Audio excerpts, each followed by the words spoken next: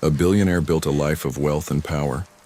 But the day he saw his maid eating in the rain, his heart learned what true richness meant, and that moment changed his life forever. The sky was heavy with gray clouds that morning, and the city had just begun to drown beneath the endless downpour.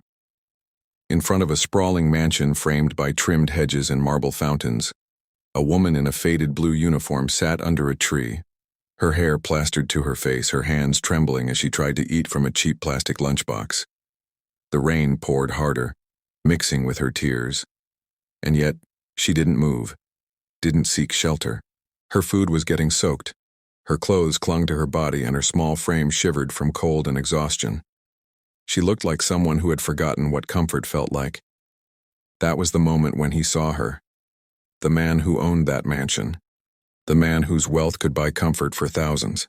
But what he discovered next shattered his heart in a way no loss of fortune ever could.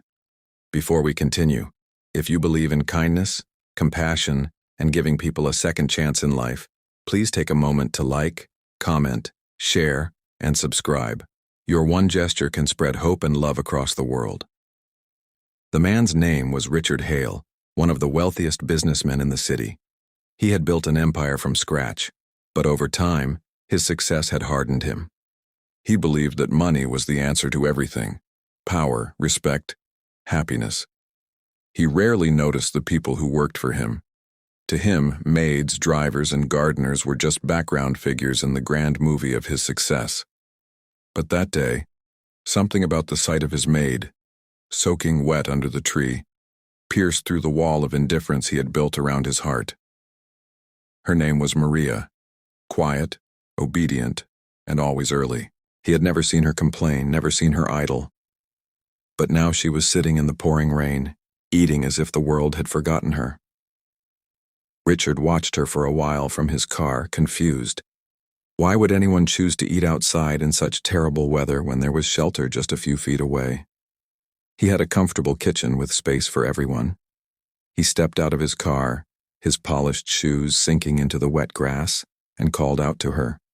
But Maria didn't hear him. Or perhaps she didn't want to. When he finally approached, she quickly tried to stand, wiping her face and hiding her food as if she had done something wrong. The sight of her trembling hands unsettled him. He asked why she was sitting there, but she only whispered an apology, eyes fixed on the ground. Richard walked away without pressing further, but something in him refused to let it go. For the rest of the day, he couldn't focus. His office meetings, his business calls, even the constant hum of his expensive watch. Everything faded behind the image of that woman eating in the rain. That night, while his family sat for dinner, he asked one of the senior staff members about Maria. The man hesitated, saying softly that Maria usually avoided the dining area and preferred to eat outside during her breaks. She says she doesn't want to disturb anyone, he said. That explanation didn't sit right with Richard. He decided to find out the truth himself. The next day, just before lunch, he quietly followed Maria from a distance. She carried a small lunchbox wrapped in a plastic bag and walked to the same tree in the garden. The sky was clearer that day, but the air still smelled of rain. She sat in the same spot as if that lonely patch of grass was her world. When she opened her lunch, Richard noticed it wasn't much, just some rice and beans, maybe leftovers from the day before. Her hands were rough, her wrists thin. She ate slowly as though savoring every grain. After a few minutes, he approached her again, this time with less authority and more curiosity.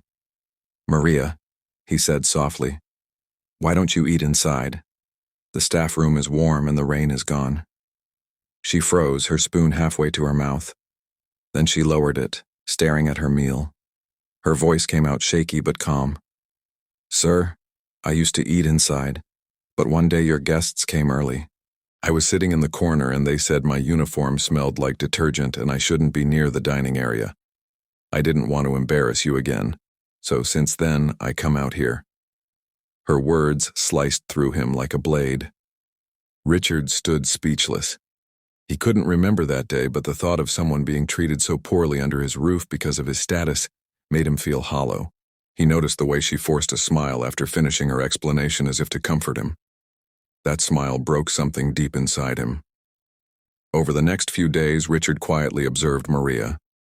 He learned that she arrived 2 hours early every morning, not because she was told to, but because she walked a long distance from a small rented room at the edge of the city. Her husband had died in an accident years ago, and she was raising a young son alone. She worked multiple jobs, cleaning offices at night and working at Richard's mansion during the day. Despite her exhaustion, she was always kind, always gentle with others. When he realized she had been working through pain and hunger just to support her child's education, guilt washed over him like the same rain he had seen her endure. One afternoon, Richard decided to visit her neighborhood. It was far from the wealth and brightness of his world. The streets were narrow, the houses small and worn out. He saw children playing barefoot, and in one of those houses with cracked walls and a leaking roof, he found Maria's son sitting at a wooden table studying under a dim light. The boy looked up and smiled politely. On the wall behind him were his drawings of a doctor, a hospital, and a woman in a blue uniform. Richard realized the boy's dream was to become a doctor so he could help people like his mother.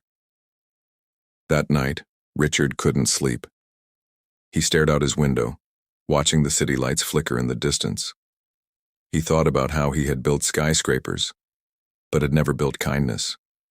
He had millions in his bank account, but nothing that truly mattered in his heart.